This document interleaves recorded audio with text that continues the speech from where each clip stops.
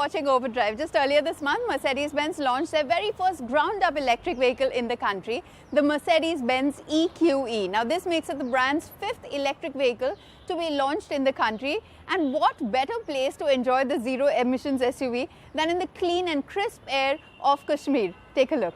You see, if you want a long-range EV at the moment, and a luxurious one at that, the Germans are your best bet. Not the Japs, not the Koreans, not even the Brits. Cars like the Audi Q8 e-tron or the BMW iX are the best all-rounder EVs in that sense. And now they have a new competition. This, the Mercedes-Benz EQE SUV. It's the SUV version of the EQE Saloon, which is unlikely to come to India. Because you see, from an Indian standpoint, the E-Class long wheelbase that is sold to us is unbeatable on comfort. And if you're going to make a green statement instead by going electric, the EQE SUV offers better practicality than its saloon sibling. A much larger boot, easier ingress and egress because SUV, a higher seating point, more legroom, decent knee room and foot space, and excellent seating comfort too.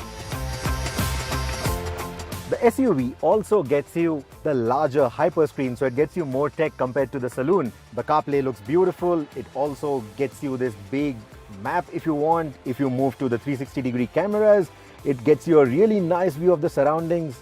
And if you don't have such great views to gaze at when you're charging the car maybe, there are also different apps, games that you can play on the screen, or you can even watch movies. And because the maps or the GPS takes center stage, it also comes in handy when you're road tripping.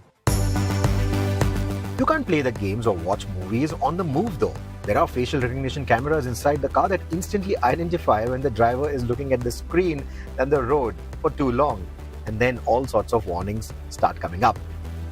Now, more tech distinction for the EQE SUV compared to the saloon comes in the form of the twin motor setup. You have one electric motor on each axle. Now, it not only gives you a colossal 858 Newton meters of torque, but it also gives you the electric 4MATIC or the electric all-wheel drive system from Mercedes-Benz. Now, it is more of a safety system, of course. It is safety-oriented more than performance. But yes, under acceleration, hard acceleration, it will give you better grip. And when you get it right, the acceleration is very brisk. You can go from 0 to 100 in under 5 seconds. And top speed, since we are on the topic of performance, is restricted to about 210 kilometers an hour. Furthermore, the electric 4MATIC system also gets you the off-road mode. And in the off-road mode, you get a lot of information when you're driving off the road. And like the GLC, you also get the transparent bonnet view, which essentially uses data from the front camera, then stitches it all together and then tells you of any hurdles that you may have at the front axle. It works only on the move, of course. Now, talking about the off-road mode, it will also make sure that the 4MATIC system or the torque distribution, the brake force distribution, all of that is optimized to ensure that you get good grip when you're going over uneven terrain or maybe wet foliage like we are right now, or maybe over loose surfaces, etc. Apart from the increased ground clearance that you get for this car compared to the EQE Saloon, you can also raise it even further to go over uneven terrain like this. Now, this is the difference between a born electric platform versus vehicles that are based on existing ICE platforms and then modified to be electric. This one, however, the born electric, manages to get a much better ground clearance. So going over undulated surfaces, deep potholes, tall speed humps, or even just taking off the beaten path, all of that is possible with this car. Much better than what you could have managed with the EQC. In fact, much better than what you can also do with the EQB electric. We've seen with the EQB and the EQS that usually there's only a 8 to 10% difference between the WLTP claimed range versus what we've really got in the Indian driving cycle. However, for this car, I'm guessing it's going to be a slightly higher drop. I'm guessing it could be anywhere between 15 to 20%. A real-world range of about 400 to 420 kilometers should be doable with the EQE SUV. Blame it on the twin motor setup and the always alert 4MATIC system maybe. In fact, that is also the reason why the EQE SUV doesn't quite match the range estimates of the saloon. This is a 30 kilowatt charger, But this car also supports 170 kilowatt DC fast charging, meaning that you can take complete advantage of the 180 kilowatt DC fast chargers installed at around 20 Mercedes-Benz dealerships already. And then there are similarly spec'd or comparable fast chargers from Shell, from some other manufacturers, etc. So this car can take advantage of all of that. About 45 minutes of charging with a fast charger will give you enough juice for another long haul, which means that road tripping with the EQE SUV shouldn't be a problem at all. The EQE SUV has a single-step transmission, and the performance is brisk and enjoyable. This car also comes with the Airmatic system, the Air Balance system.